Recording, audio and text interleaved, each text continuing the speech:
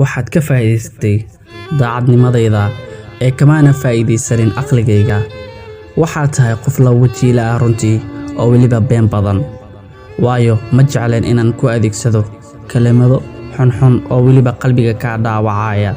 ogow, jacaylku kuma dhisna lacag, qurux iyo weliba kibir iyo islaweynitoona.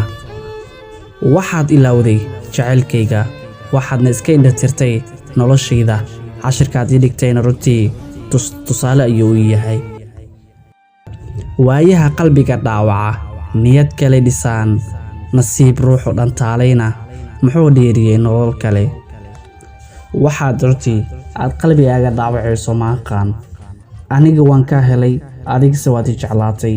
aniga waan ku soo dhawaystay, adigase waad ii soo dhawaatay. balse markaad tugaatay inaan si dhawaan kuu jeclahay ayaa runtii meel cidla igaaga tagtay. aniga kuma habaaray oo kuma aflagaadeynay, oo waxaad tahay qof noloshayda runtii waxyaabo fara badan ay ka bedeshay. runtii ammaan ayaad mudan tahay, inaan ku ammaano aan ku mahadceliyo ayaad mudan tahay. keliya markaan ku soo waco keliya teleefonka iga qabo oo waxaan ku leeyahay nolosheedii horaa tahay, kuma ilaabi doono. cashirkaad ii dhigtay runtiina tusaale ayuu ii yahay. nafsadaada ka fikir meel walba aad joogto. qof walba ha moodi inuu yahay sideeda oo kaleeto. qof walba ha soo dhabaysanin.